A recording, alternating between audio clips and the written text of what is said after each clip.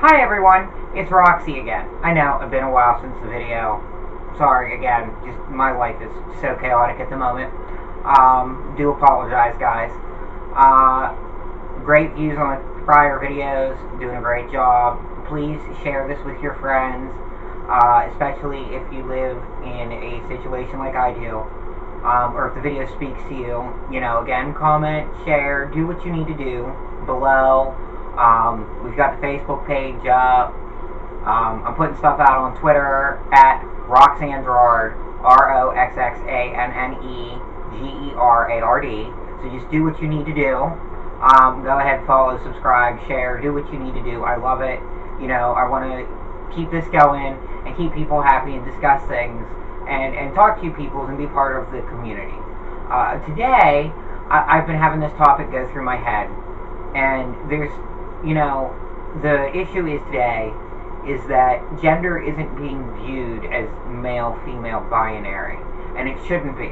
But a lot of the people still have that in their mindset where it is, and it's totally not. What we're looking at today is gender is a spectrum. So gender dysphoria is a spectrum. A lot of people don't accept this. I do, personally, because that's what I believe, and that's how I believe it should be. That doesn't mean everyone's going to agree with me, of course. But it is a spectrum. Just like anything else in life. Autism, homosexuality, sexual preference. There's many things on that spectrum, and people fit from all over on that scale. Now, what does that mean? That means you have male, you have female. But today we're going to discuss the spectrum of gender dysphoria, which reaches from anywhere from light cross-dressing to transgender, like myself, who wants to go full-blown, completely opposite of what their cisgender was. And for those who don't know, cisgender means your biological gender, or the gender you were born. Now, yes, cross-dressing fits on that spectrum. It's lighter than transgender, but there's many things that fit on that spectrum. Some things, at least that I consider, even homosexuals fit on the gender dysphoria line. Now, sexuality and sexual preference versus gender identity are two different things. You know, yes, the T in LGBT is for transgendered, and that does fit in with that group, but I don't feel it does, because sexual preference is who you prefer sexually, who you're attracted to, whereas gender dysphoria and transgendered are a reflection of within the self. Now, but a lot of homosexuals do fit on that line. You watch anything in pop culture, Family Guy, whatever, they always say, who's the chick and who's the dude? You have a gay couple, which one's the woman, which one's the man? Now, that's not fair, because they're both men. However, in a lot of homosexual relationships, and this includes lesbians as well, there is usually one that takes a more manly role and one that takes a more feminine role. Now, if you're in a relationship like that, and say you're in a gay relationship, two men, and you fit more in the female role, to me that is a slight form of gender dysphoria. You're not living in a male role, you're living in a slight female role. That bumps you onto the spectrum, and to me that's the lowest point of the spectrum. Going from that point forward, then you have cross-dressers. Now, what are cross-dressers? Cross-dressers are people who like to wear clothes for their own pleasure. Sometimes it's a sexual thing, sometimes it's not. But cross-dressers are people who like to wear clothing of the opposite sex, or the opposite of their cisgender or their biological gender. They're a little further on the spectrum, because not only are they living, let's say it's a man, and I'm just going to use a man for example, female would be reverse. If it's a lesbian couple and you're more manly, then you fit on that spectrum.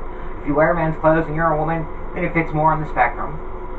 But male who cross-dresses for their own pleasure, whether it be sexual, whether it not be sexual, whether that's what they're comfortable in, they're not only fitting a feminine role, but they're displaying themselves either to themselves, how they feel, or to the world, a more feminine feature. Even little straight emo boys who wear women's pants, I still consider them slightly gender fluid, which is the next subject I'd like to get on that spectrum. Now, so we've got homosexuals, or even heterosexuals, if you're heterosexual and your woman wears pants and you're the man, you still fit on that spectrum of gender dysphoria a little bit. So you have males that act like females, or females that act like males in a relationship. That's slightly on the spectrum. Then you have cross-dressers. That's a little further. Next you have gender fluid. And what gender fluid is where you don't fit a gender. These people usually go by they as a pronoun instead of he or she. But they do what they do, and they feel that they don't fit in either a male or female spot. Now, because of that, the spectrum supposedly has a male side and a female side, so I would put them right smack in the middle of that spectrum. So we go from people who, don't fit their gender roles. That's slightly gender dysphoria. Then we have people who cross-dress. That's further. Then we have the gender fluid who don't associate with either gender. I would say that's smack in the middle. Some people would say that don't fit on the spectrum at all, but I do. I feel that that's right in the butter of the bread and butter sandwich of the spectrum of gender dysphoria. Further along in the spectrum, you have what you would consider as a transvestite. A transvestite lives as the opposite sex. Technically, because I'm not on hormones yet, which God bless, in a month or so, a couple months, I'm in counseling. I'm not through with it, but I'm to the point in counseling where I'm ready to go see an endocrinologist for my hormones. That's the step that you take. So technically, on a physical level, that's where I fit on the spectrum. So here's halfway. About 3/4 the way you have the transvestites, which live as the opposite gender. I do live as a female, 24/7. This is not something I do in my spare time. This is not something that I do when I go to the clubs or go only to certain events. This is something that I go to the grocery store as a woman. I go get gas. I go get cigarettes. Yes, I smoke. I know I need to quit. Unhealthy habit. Back when I was in high school, it was cool to smoke. Now it's cool not to smoke, which is awesome. Wish it would have been that way. Maybe I wouldn't be a smoker. But now you have that about 3/4 of the way on that spectrum. Okay? Then a little bit further, you have those who are on hormones, those who have maybe had breast surgery or breast reduction surgery. I don't exactly know what the label would be with them. We don't need labels, so it doesn't matter. So we have that a little bit further than the 3/4 mark. And then after that, we have completely transitioned adults. Those are those who are completely top surgery, bottom surgery, completely transitioned into the opposite of their cis or biological gender. These would be the transgendered individuals. These would be people like Laverne Cox, Chaz Bono, I believe. I'm not too sure on that research. The Arquette brother, can't remember his name. He was in, I want to say, Bride of Chucky, or maybe it was Seed of Chucky. I don't remember one of the two. The tattooed guy. No, it was Bride of Chucky. The guy at the beginning that was with Jennifer Tilly. I had to think. So these people have, and he has completely transitioned into Alexis Arquette now. These people have completely transitioned. So here's our spectrum. Okay? I did want to describe that first.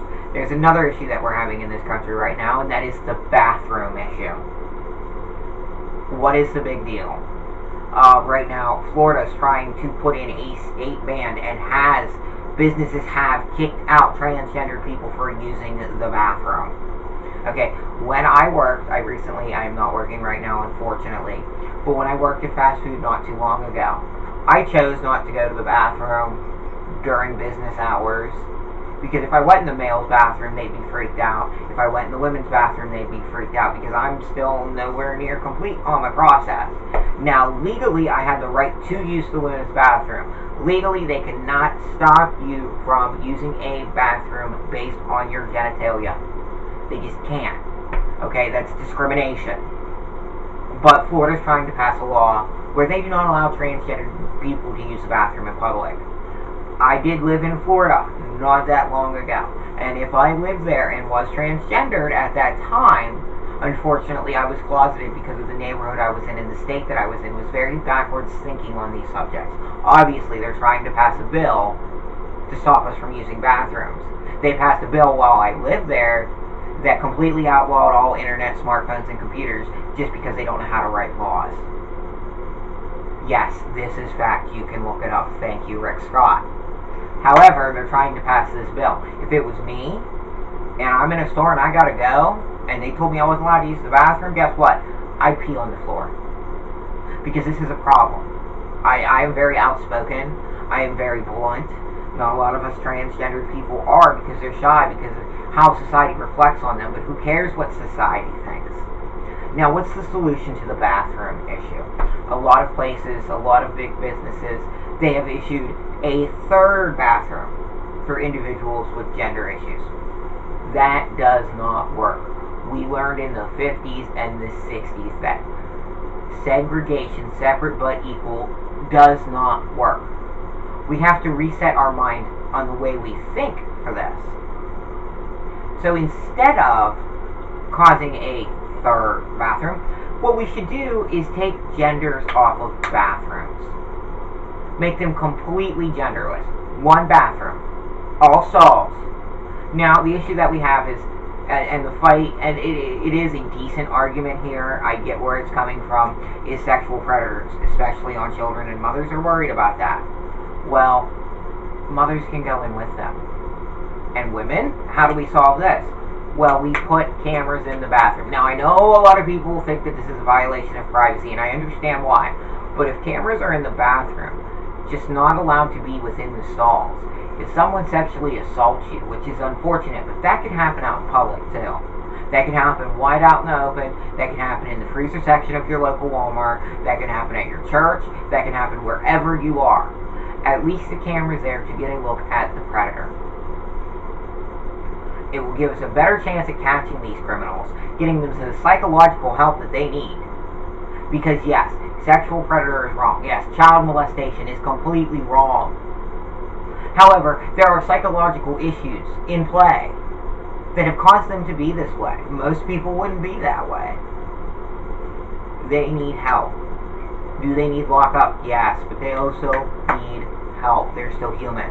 This is part of being communal and worrying about society. So this is what I have to speak on today. It's just the spectrum and the bathrooms.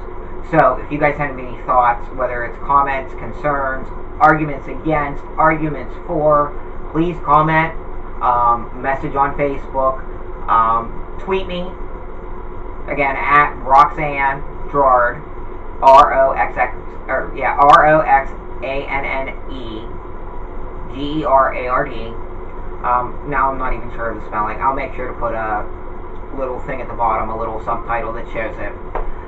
Send me messages, guys. Please share, subscribe, comment. Thank you guys for your time, and you guys have a wonderful day.